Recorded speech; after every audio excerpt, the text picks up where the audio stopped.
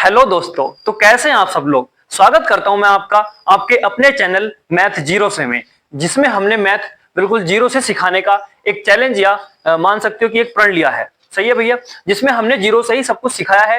पहला दूसरा तीसरा चैप्टर हमने कंप्लीट कर लिए हैं कक्षा 10 के मैथ के, हिंदी मीडियम वाले। ठीक है, मेरे पास गवर्नमेंट की एनसीईआरटी की बुक है जिसमें हमने 3 चैप्टर कंप्लीट कर लिए हैं। चौथा चैप्टर जो हमारा है द्विघात समीकरण, इसमें भी हमने द्विघात समीकरण क्या है, समीकरण क्या है, बहुपद क्या है, गुणांक क्या है, सही है, और हमारे मूल क्या है, अल्फा बीटा शून्य क्या है, इन सब पे हमने बात कर ली है। हमारी इससे पहले वाली क्लास आप देखोगे तो उसमें आपको सब कुछ बिल्कुल सीरियल से और जीरो से मिल जाएगा। ठीक है, अब हम बात करते हैं भैया चैप्टर नंबर 4 और एक्सरसाइज एक्सरसाइज 4.1 की।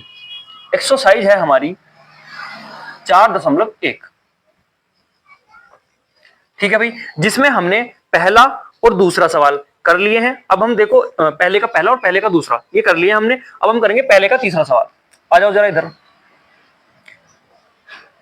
पहले का तीसरा क्या दे रखा है, हमें दे रखा है x प्लस का 2 और फिर दे रखा है x प्लस का 1 और बराबर में दे रखा है हमें x माइनस का 1 और फिर दे रखा है x प्लस का 3, x प्लस का 3।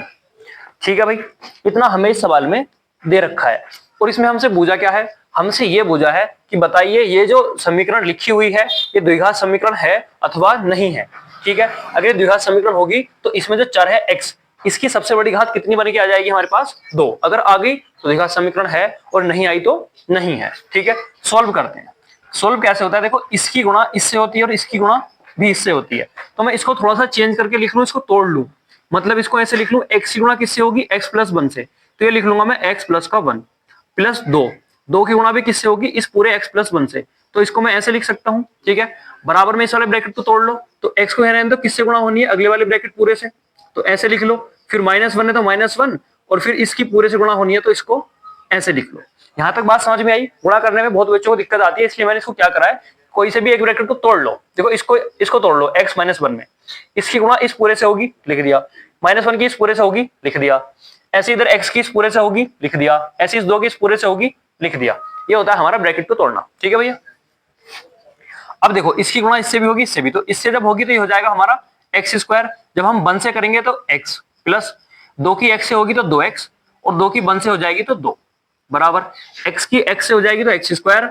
इधर हम x की 3 से कर देंगे तो हमारे पास हो जाएगा 3x और -1 की x से कर देंगे तो x और माइनस की प्लस से करेंगे तो -1 की 3 से करेंगे तो 3। अब द्विघात समीकरण में क्या होता है, ये सारे पद एक तरफ होते हैं तो इनको एक तरफ लेकर यहाँ 0 बनाओ।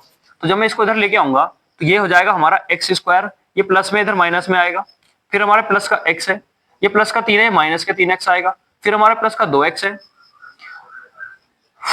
एक मिनट देखो x² को लिया है हम, सही है, लेकिन ये तो जुड़ रहे हैं ना, सजातीय पद, इनको सजातीय पद कहते हैं, मतलब सेम घात वाले हों और चर हो तो वो जुड़ जाते हैं, उनके गुणांक जुड़ जाते हैं। जैसे ये 2x है, ये 1x है, तो ये हो जाएगा 3x। तो इधर हमारा है 3x, इधर हमारा है 3x में से 1x गया 2x, तो 2x को इधर लाएंगे तो माइनस का 2x, इधर प्लस का 2 है, उधर माइनस का 3 है, इधर आके प्लस का 3 हो जाएगा और बराबर में बच जाएगा हमारा 0। पक्षांतर कर दिया, इधर से इधर कर दिया, x² से x² कट जाएगा, या x² में से x² घट गया तो 0 बचा। अब यहां से क्या बचा हमारा 3x माइनस 2x प्लस 3 और 2 5। देखो इनको भी सोल्व कर सकते हैं, 3 में से 2 जाएंगे तो 1x, ठीक है, और प्लस का 5 बराबर का 0। तो ये जो समीकरण आई है क्या द्विघात समीकरण है, इसमें जो चर है उसकी घात कितनी है 1। लेकिन द्विघात अगर समीकरण होती तो इसकी घात कितनी होनी चाहिए थी भैया जी, 2 होनी चाहिए थी, लेकिन यहाँ पे 2 नहीं है। तो इसका मतलब हम इसको क्या कह सकते हैं, अतः यह द्विघात समीकरण नहीं है। इसका मतलब ये तो हुआ भाई नहीं है। ठीक है, अगले सवाल पे चलते हैं, कोई इतना भारी काम इसमें है नहीं जो 2-2 3-3 बार बताना पड़े। क्वेश्चन नंबर 4 देखो, बिल्कुल सेम इसी के जैसा कर सकते हो। 5 देखो इसी के जैसा कर सकते हो। 6 देखो, 6 में थोड़ा सा अंतर है तो उसको मैं बता देता हूँ। 6 अगर तुम देखोगे तो उसमें दे रखा है x² प्लस का 3x प्लस का 1 और बराबर में दे रखा है x माइनस 2 का होल स्क्वायर। ठीक है भाई, देखो पूरा सिलेबस, एक को एक सवाल, एक को एक चैप्टर, एक को एक कॉन्सेप्ट बिल्कुल फ्री है हमारे यूट्यूब चैनल पे। कोई भी तुमसे एप्लीकेशन सब्सक्रिप्शन या किसी चीज के लिए नहीं कहा जाएगा। अगर तुम्हें पढ़ना है, जीरो से पढ़ना है, सीखना है और स्कोर करना है बोर्ड में, तो हमारी सारी वीडियो बिल्कुल तुम्हारे ही फायदे के लिए है। कॉन्सेप्ट तो ऐसे मानो एक को एक क्लियर किया है, बिल्कुल एक को एक जीरो से, सही है। अब देखो जरा इसका, इसमें क्या करेंगे हम, ये हो जाएगा हमारा एक्स स्क्वायर प्लस का 3x प्लस का 1। अगर देखो इसमें क्या दे रखा है, होल स्क्वायर, इसका होल स्क्वायर खोलेंगे तो क्या होता है, एक्स स्क्वायर प्लस 2 का स्क्वायर, फिर होता है माइनस, ये होता है ना A square plus B square minus 2ab। तो 2 ए की जगह क्या है x और b की जगह क्या है 2, ठीक है 2ab। तो अब इसको करो जरा, तो ये हो गया हमारा एक्स स्क्वायर प्लस का 3x प्लस का 1 बराबर, ये हो जाएगा हमारा एक्स स्क्वायर प्लस 2 दूनी 4 माइनस 2 दूनी 4x, 2 की 2 से गुणा कर दो 4 और x की x से करेंगे तो 4x। अब ये सारे पद इधर को लेके आओ, तो यहां हमारा आ जाएगा एक्स स्क्वायर प्लस, ये वाला पद इधर लाएंगे तो ये हो जाएगा माइनस। देखो मैं सेम घातों वाले एक जगह लिख लेता हूं, सजाते पद एक जगह लिख लो तो घट जाते हैं जुड़ जाते हैं, ठीक है। तो इधर प्लस में इधर माइनस में आ गया, फिर क्या इधर से प्लस का 3x, फिर क्या इधर से माइनस का 4x, इधर आके प्लस का 4x हो जाएगा, फिर इधर का प्लस का 1 है, इधर प्लस का 4 है तो इधर माइनस का 4 हो जाएगा, क्योंकि इसको हम पक्षांतर कर रहे हैं बस, ठीक है। अब देखो एक्स स्क्वायर से एक्स स्क्वायर कट जाएगा, यहां से बचेगा हमारा 3x और 4x 7x, और यहां से बचेगा हमारा माइनस का 3 बराबर का 0। तो हमारे पास ये समीकरण आ गई। क्या ये समीकरण अगर तुम देखोगे तो क्या इस समीकरण में घात जो चर है उसकी घात 1 है या 2 है, बताओ भाई जरा। देखो अगर ये समीकरण नहीं दिख रही है तो क्या आई है, मैं इधर को दिखा देता हूं। ये समीकरण आई है 7x माइनस का 3 बराबर का 0। अब बताओ ये समीकरण क्या सी दिख रही है भैया, इसमें जो चर है उसकी घात कितनी है 1, और जिसमें एक घात होती है वो रेखिक समीकरण होती है, द्विघात समीकरण नहीं होती है। इसके बारे में मैंने इससे पिछली क्लास में सारा बताया, सारा बिल्कुल टोटल 0 से, ठीक है, उसे देख के आओ। तो इसमें आ जाएगा भैया, तो ये रेखिक समीकरण हो जाएगी ना कि द्विघात समीकरण। तो लिख देंगे हम, यहां लिख देंगे अतः द्विघात समीकरण नहीं है, ठीक है, अतः द्विघात समीकरण नहीं है, ठीक है भैया जी। साफ साफ दिख गया, वरना क्या होती 2 होती, ठीक है। उतारना है उतारो, वरना स्क्रीनशॉट लो, ठीक है भाई दोस्तों। यहां तक बिल्कुल समझ में आया, आशा करता हूं बिल्कुल सही समझ में आया होगा आपकी। आगे चलें अब, तो छठा हमने कर लिया, सातवां हम देखेंगे, कुछ भी नहीं है तुम कर सकते, चलो अच्छे है सातवां देख लेते हैं, चलो सातवां देख लेते हैं भैया। सातवें में अगर तुम देखोगे तो क्या दे रखा है, x प्लस 2 की घात 3, ठीक है, बराबर में दे रखा है 2x, और फिर दे रखा है एक्स स्क्वायर प्लस 1। इतनी चीज दे रखी है सातवें में, ठीक है। अब देखो घात 3 का फॉर्मूला पहली बात तो सबको याद होना चाहिए, अगर नहीं है तो एक बार देख लो। अगर कोई चीज है भैया प्लस में लिखी हुई है, उसकी घात 3 है, तो उसका फॉर्मूला हो जाता है a की घात 3 प्लस b की घात 3 प्लस 3ab ब्रैकेट में a प्लस b। अगर किसी को नहीं पता है तो उतार दो। पहली बात तो भाई अक्टूबर चल रहा है ना, तुम बोर्ड के एग्जाम दे रहे हो, तुम्हें ये फॉर्मूला नहीं पता तो दिक्कत है, फिर तुम्हारे साथ समस्या बड़ी हो जाएगी, है ना। देखो अब क्या करेंगे भैया, इसका फॉर्मूला खोलेंगे, तो ये हो जाएगा हमारा x की घात 3 प्लस 2 की घात 3 मतलब 8, लिख लो यार, फिर कहोगे कहां से आ गया। क्या कर देंगे इसको, 2 की घात 3 प्लस 3a की जगह क्या है x, b की जगह क्या है 2, और ब्रैकेट में क्या लिख देंगे भैया a प्लस b, यानी कि x प्लस का 2 बराबर में दे रखा है हमें 2x की जरा गुणा करेंगे तो हो जाएगा 2x की घात 3। भाई x की घात 2 यारी 1 यारी, गुणा में घातें जुड़ जाती हैं, ठीक है। देखो 2 यारी 1 यारी, इसकी इससे गुणा होगी तो घात कितनी हो जाएगी 3, 2x की इससे करोगे तो यहां से क्या आ जाएगा 2x, ठीक है। यहां तो समझ में आया, आगे चलो। तो ये हो जाएगा हमारा x की घात 3 प्लस 8 प्लस 3 दूनी 6x, और ब्रैकेट में है हमारा x प्लस का 2, और बराबर में हमारा 2x की घात 3 प्लस का 2x। अब देखो यहां क्या कर सकते हैं, इसी गुणा ही तो करेंगे, अब तो करो जरा। x की घात 3 प्लस 8 प्लस 6 की x से कर देंगे तो भैया एक घात एरी गुणा में घातें जुड़ जाती है तो 2 हो जाएगी, ठीक है। 6 दूनी 12, x है तो x भी आ जाएगा, बराबर में हमारा 2x की घात 3 प्लस का 2x, ठीक है। अब देखो क्या करेंगे, इन वाले पदों को इधर लेके आएंगे, तो सजातीय पद एक साथ लिख लो, x की घात 3 इधर प्लस में इधर माइनस में आ जाएगा 2x की घात 3, ठीक है भाई। अब देखो यहां से 6x स्क्वायर है और वहां नहीं है तो इसको ऐसे लिख लो, फिर प्लस का 12x इधर है, उधर है 2, इधर आएगा माइनस में हो जाएगा, और इधर प्लस के 8 है, और बराबर में क्या बच जाएगा 0, ठीक है भाई। सारे पद लिख लिए, यहां तक आई समझ में। अब देखो यहां से क्या बचेगा, माइनस के x की घात 3, ये तो बचने वाला है, ठीक है। अब यहां से क्या बच रहा है, देखो 6x स्क्वायर तो ऐसे ही बच जाएगा 6x स्क्वायर, ये हो जाएगा प्लस के 10x, ठीक है, और ये हो जाएगा हमारे प्लस का 8 बराबर का 0। अब चाहो तो इसमें से माइनस कॉमन ले लो, ना चाह रहे हो मत लो, लेकिन ये क्या दिख गया हमें, द्विघात समीकरण थोड़ी है, क्या है 3 है, तो यहां ऐसे लिख सकते हैं, या तो लिख दो द्विघात समीकरण नहीं है, या फिर रीजन दे दो भैया, चूंकि समीकरण की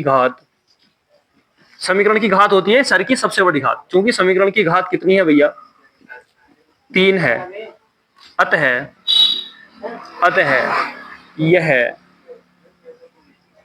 यह द्विघात समीकरण नहीं है, अतः यह द्विघात समीकरण नहीं है, ठीक है भाई, इतना समझ में आई? उतारो इसको।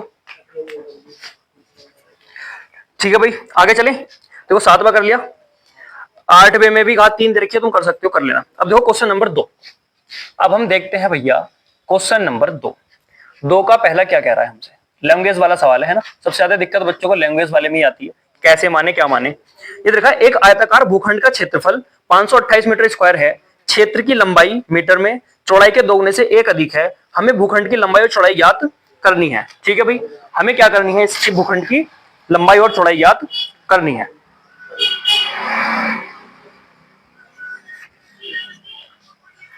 और इसमें हम क्या करेंगे भैया, सवाल में हमारे लिखा हुआ है कि सिर्फ समीकरण बना के और छोड़ दो, सोल्व अभी नहीं करनी है ना, तो हम समीकरण बनाएंगे और छोड़ेंगे। देखो कैसे समीकरण बनाएंगे, कैसे समीकरण बनानी भी तो चाहिए।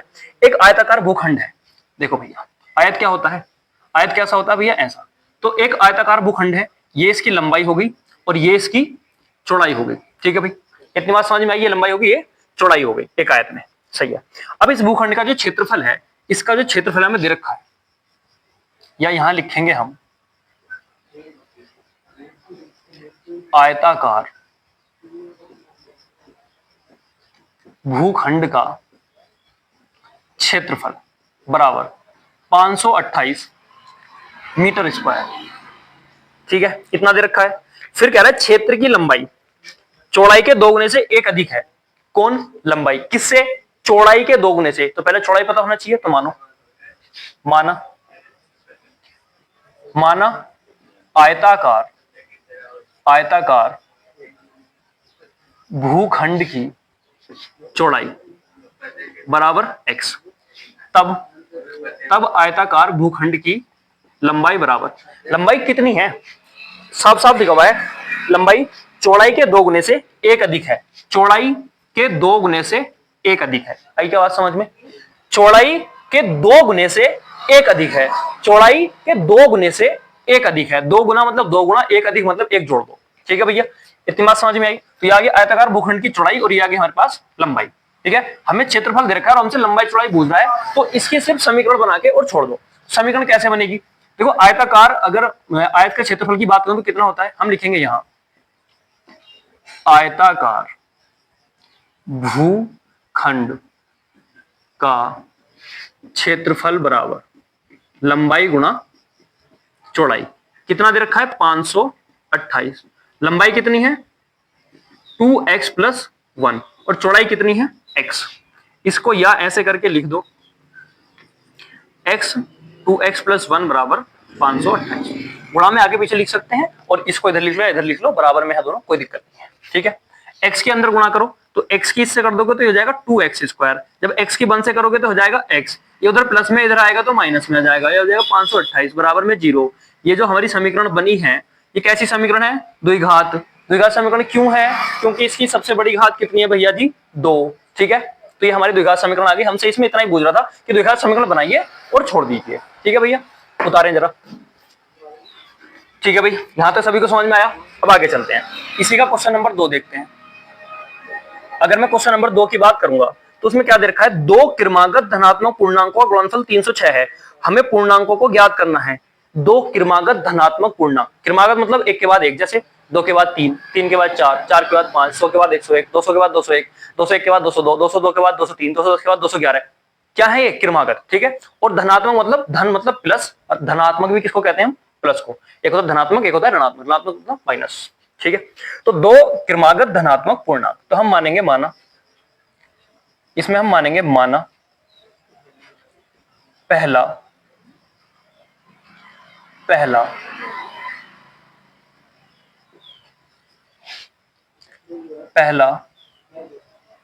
क्रमागत धनात्मक पूर्णांक, कितना मान लो भाई, x। अब दूसरा क्या होगा, तब हम क्या लिखेंगे, दूसरा क्रमागत धनात्मक पूर्णांक बराबर x + 1। क्यों होगा x + 1 भैया, क्योंकि एक के बाद एक क्रमागत चाहिए, है ना। अगर 2 से 3 प्राप्त करना है तो कैसे करेंगे, 1 जोड़ दो। ऐसी कोई x एक पूर्णांक है, उससे अगला कैसे प्राप्त करेंगे, 1 जोड़ दो। ठीक है भैया, आ जाओ जरा। अब हम लिखेंगे यहां प्रश्नानुसार, ठीक है, प्रश्न कह रहा है हमसे कि इन दोनों का गुणनफल, किसका, x का और x प्लस 1 का, कितना दे रखा है भैया, 306। ठीक है, 306 दे रखा है। करो जरा इसकी गुणा, तो ये हो जाएगा हमारा एक्स स्क्वायर, इससे करोगे तो हो जाएगा x, उधर प्लस में इधर माइनस में, और बराबर का 0। आगे द्विघात समीकरण अभी यही छोड़नी है, इसको सोल्व कैसे करते हैं अगली एक्सरसाइज में पूरा पढ़ेंगे, चिंता करने की कोई भी जरूरत नहीं है। ठीक है, इस एक्सरसाइज में इतना ही बुझा है। ठीक है भाई, इतनी बात समझ में आई, बस इतना ही करना था, इसमें समीकरण बना के छोड़नी थी, छोड़ दो, उतारो जरा इसे। ठीक है भाई, यहाँ तक समझ में आया। अगला क्वेश्चन करें। अगला क्वेश्चन क्या है, तीसरा देखते हैं इसका।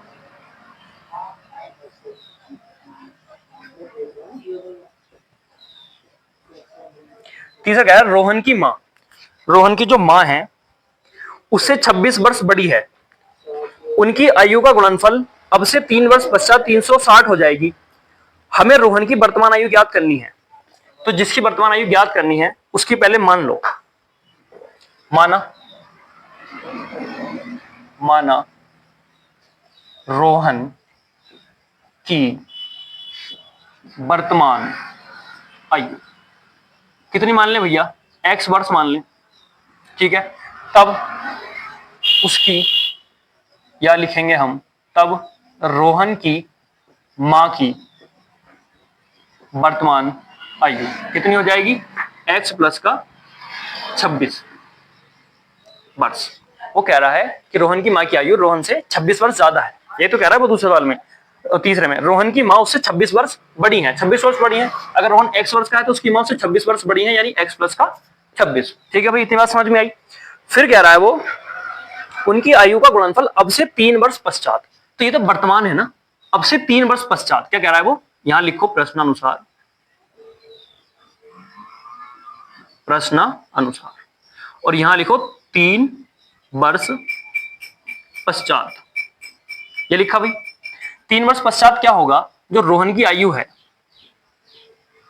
जो हमारी रोहन की आयु है वो कितनी हो जाएगी, x प्लस का 3, और जो उसकी मां की आयु है, रोहन की मां की आयु वो कितनी हो जाएगी भाई, पहले कितनी थी, x प्लस 26, इसमें क्या जोड़ देंगे 3, तो ये कितनी हो जाएगी हमारी x प्लस का 29। ठीक है, तो अभी हमारी 3 वर्ष पश्चात यानी 3 वर्ष के बाद इन दोनों की आयु आ गई। अब इन दोनों की आयु का गुणनफल हमें दे रखा है, यानी कि हमें दे रखा है कि अगर हम x प्लस 3 और x प्लस 29 की गुणा कर दें तो वो कितना आना चाहिए भैया, 360 आना चाहिए, 360 आना चाहिए। ठीक है, इतना हमें सवाल में दे रखा है। अब देखो मैंने इसकी गुणा करना बताया, या तो इसको तोड़ लो या फिर ऐसी कर लो। हम तोड़ के करते हैं, इसको तोड़ते हैं, x गुणा किससे होगी, x प्लस के 29 से। ठीक है, प्लस का 3 लिखेंगे, और इसकी गुणा किससे होगी, x प्लस के 29 से, और बराबर में हमें दे रखा है भैया 360। अब जरा तोड़ो, x की x से करूंगा तो कितना जाएगा, x स्क्वायर, 29 से करूंगा तो भैया 29x प्लस 3 की x से कर दूंगा तो 3x, 29 से कर दूंगा 3 की तो 3 नम 27 का 7 2 हासिल, 3 दूनी 6 और 2 8, 87 हो जाएगा। ठीक है, और बराबर में आ जाएगा हमारा 360। ठीक है, अब देखो ये x से ये x से जुड़ जाएंगे तो ये हो जाएगा हमारा x स्क्वायर प्लस 29 और 3 ये हो जाएगा हमारा 32x। अभी 87 इधर माइनस में आया, ये तो माइनस में आ जाएगा ना, 87 तो ऐसे रहेगा, ये उधर प्लस में है तो इधर माइनस में आ जाएगा, और बराबर में हमारा बचेगा 0। तो यहां से हमारी समीकरण आ जाएगी x square plus 32x minus, क्योंकि बड़ी संख्या काय की माइनस की तो माइनस आएगा। घटाओ जरा, 10 में से 7 गए तो 3, यहाँ बचा 5, 5 15 में से 8 गए तो 7, 8 7 15, और यहाँ बचा 2, तो ये बचेगा 273 बराबर का 0। ठीक है, तो ये जो हमारी समीकरण आई है कैसी समीकरण है, एक तो द्विघात समीकरण है, और हमें इसमें इतना ही बना के इसको छोड़ना है। ठीक है भैया जी, इतनी बात समझ में आई नहीं, जल्दी बताएंगे। अच्छा, समीकरण दिख नहीं रही है नीचे, इसको थोड़ा सा डाउन कर लें अगर हम, तो हमें दिख जाएगी। ठीक है भाई, आई इतनी बात समझ में, अब तो दिख गई होगी सभी बच्चों को, ये रही समीकरण। सही है भैया, करो जरा इसको उतारो। ठीक है भाई, यहां तो बात समझ में आई। अगला सवाल देखें क्या है।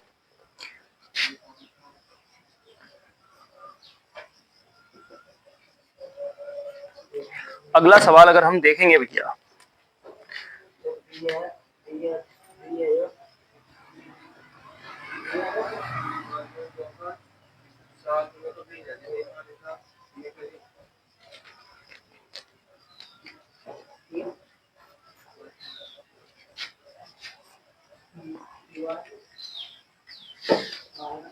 ठीक है भाई, यहां तक समझ में आया। आगे देखें क्वेश्चन नंबर 4 क्या दे रखा है। अगर हम देखेंगे तो इसमें दे रखा है एक रेलगाड़ी 480 किलोमीटर की दूरी समान चाल से तय करती है। यदि उसकी चाल 8 किलोमीटर प्रति घंटा कम होती तो वह उस दूरी को तय करने में 3 घंटे अधिक लेती। हमें रेलगाड़ी की चाल ज्ञात करनी है। जो ज्ञात करनी है उसको मान लो, माना, यहां लिखेंगे हम माना रेल गाड़ी की चाल। माना रेलगाड़ी की चाल कितनी है भैया, x किलोमीटर प्रति घंटा। ठीक है, फिर हमसे कह रहा है एक रेलगाड़ी 480 किलोमीटर की दूरी समान चाल से तय करती है। तो कुल दूरी कितनी दे रखी है हमें, अगर हम बात करेंगे यहां कुल दूरी बराबर 480 किलोमीटर। ठीक है भाई, फिर कह रहा है एक समान चाल से तय करती है और उसको जो है दूरी तय करने में 3 घंटे अधिक समय लगता है। मतलब हमें समय का अंतर दे रखा है, सही है, जब चाल बढ़ा रहा है और जब नहीं बढ़ा रहा है उसमें हमें कहते हैं समय का अंतर दे रखा है। तो पहले हम यहां से एक समय निकाल लें, जो हमें डाटा दे रखा है इतना डाटा, अगर मैं यहां से समय निकालूं तो समय बराबर हो जाएगा मेरा दूरी बटे चाल। ठीक है, समय को मैं t1 मान लूं और दूरी कितनी हो जाएगी मेरी, दूरी है हमारे पास 480 और चाल कितनी है मेरे पास x। तो t1 समय जो आ गया वो 480 बटे x घंटे आ गया। इसको समीकरण 1 मान के यहीं छोड़ दो, ये समीकरण 1 भी मत मानो, हमने इसको t1 मान लिया है। ठीक है, अब दूसरी बात क्या कह रहा है, जब, ये कह रहा है जब चाल कितनी कर दी जाए भैया 8 किलोमीटर, इसकी चाल 8 किलोमीटर प्रति घंटा कम होती है। ठीक है, तो चाल घटाने पर, यह चाल 8 किलोमीटर प्रति घंटा घटाने पर तब क्या होगा, तब रेलगाड़ी की चाल, रेल गाड़ी की चाल कितनी हो जाएगी भाई, x माइनस के 8 किलोमीटर प्रति घंटा। ठीक है, दूरी वही है जो दूरी पहले थी, दूरी वही है 480 किलोमीटर। अब यहां से समय निकालो जरा, अगर मैं यहां से समय निकालूंगा तो समय बराबर क्या हो जाएगा, दूरी बटे चाल, दूरी बटे चाल। अब समय इसको मान लो t2 और दूरी कितनी है 480 और चाल कितनी है, चाल है x माइनस के 8, x माइनस के 8। ठीक है, ये आगे हमारे t2 की वैल्यू। अब हमें सवाल में क्या दे रखा है, हमें सवाल में वो अगर तुमने पढ़ा हो तो कह रहा है कि भैया वह उस दूरी को तय करने में 3 घंटे अधिक समय लेती है। ठीक है, वह उस दूरी को तय करने में 3 घंटे अधिक समय लेती है। तो मतलब अगर t2 चाल कम कर दूंगा तो अधिक समय लेगी ना, यानी कि t2 में से अगर दूसरे वाले समय से मैं पहला वाला समय घटा रहा हूं तो वो किसके बराबर है, 3 घंटे के। दोनों समय का अंतर कितना है, 3 घंटे। ठीक है, अगर तुम देखोगे t2 की वैल्यू कितनी है, 480 बटे x माइनस के 8 माइनस t1 की वैल्यू कितनी है 480 बटे x, 480 बटे x और बराबर में क्या चल रहा है हमारा 3। ठीक है भाई, इतनी बात समझ में आई। अब देखो जरा क्या करेंगे, इनका एलसीएम लेंगे और इसको सोल्व करेंगे। ठीक है, इन दोनों का एलसीएम जब हम लेंगे तो इन दोनों का एलसीएम आ जाएगा x माइनस 8 और गुणा में आ जाएगा x। अब हो जाएगी तिरछी गुणा। पहली बात तो 480 कॉमन है तो कॉमन ले लो और यहां लिख दो x माइनस, इसकी गुणा इधर हो जाएगी x माइनस 8। ठीक है भाई, इसकी गुणा इधर, इसकी गुणा इधर, 480 कॉमन था, कॉमन ले लिया और बराबर बचा हमारा 3, x से x कट गया। ठीक है, तो ये बच गया हमारा 480, अंदर बचेगा माइनस का 8 और बटे में बचेगा हमारा x माइनस 8x और बराबर में बचेगा हमारा 3। ठीक है, अब देखो 3 से कट जाएगा, 3 ही करना 3, 3 छंग 18, कितना आ गया 160। ये उधर पहुंच जाएगा, इधर है 1, तो ये हो जाएगा हमारा 160 गुणा माइनस के 8 बराबर, देखो इसकी गुणा कर लें अगर हम तो ये हो जाएगा x स्क्वायर और माइनस ही कर देंगे तो माइनस का 8x। ठीक है, इसको या ऐसे लिख सकते हैं x स्क्वायर माइनस 8x। अब देखो उधर माइनस में इधर आके प्लस हो जाएगा, चलो अच्छा लिख लो, ज्यादा स्टेप नहीं काट रहा है ना, लिख लो क्या होगा। देखो 8 की 0 से करेगा 0, 8 छंग 48 का 8, तो कितने हासिल लग गए भैया 4, 8 ही करना 8 4 12, तो कितना आ जाएगा माइनस का 1280। इसको इधर ले आओ तो हो जाएगा x स्क्वायर माइनस का 8x प्लस का 1280 बराबर का 0। तो ये जो हमारी समीकरण आई है ये हमसे पूछी थी। ठीक है भाई, दिख रहा है नहीं दिख रहा भाई, थोड़ी लाइट की समस्या हुई है, लाइट अचानक से भाग गई है हमारी, सही है। तो यहां हम कह सकते हैं सवाल हमारा यहाँ कंप्लीट होता है। ठीक है भैया, अगर मजा आया हो सवाल समझ में तो एक बार लाइक कर देंगे और शेयर कर देंगे, जिससे अभी तक ये पता नहीं चला कि द्विघात समीकरण की समीकरणें बनती कैसे हैं। अभी इसमें हमने सिर्फ समीकरणें बनानी सीखी हैं और 4.1 एक्सरसाइज हमारी यहीं कंप्लीट हो जाती है। ठीक है भैया, पूरा सिलेबस करा रहा हूँ, बिल्कुल फ्री करा रहा हूँ, जीरो से करा रहा हूँ, एक चीज बता रहा हूँ। अगर कोई चीज समझ में नहीं आई है तो एक बार कमेंट में बताओ तो सही कि ये समझ में नहीं आया है। ठीक है भैया, बाकी मैंने तो सब कुछ बताने की कोशिश करी है। सही है, पूरा सिलेबस कराएंगे। टॉप 100 क्वेश्चन तुम्हें हम आगे के लिए भी देंगे, हमारी तरफ से जो हमारी मेहनत के होंगे, तुम्हारे बोर्ड से पहले हम तुम्हें टॉप 100 क्वेश्चन किसी न किसी माध्यम से प्रोवाइड जरूर कराएंगे। तब तक हमारे जो है आप हमसे जुड़े रहें बस। सही है, तब तक के लिए भैया धन्यवाद, मिलते हैं अगली वीडियो में।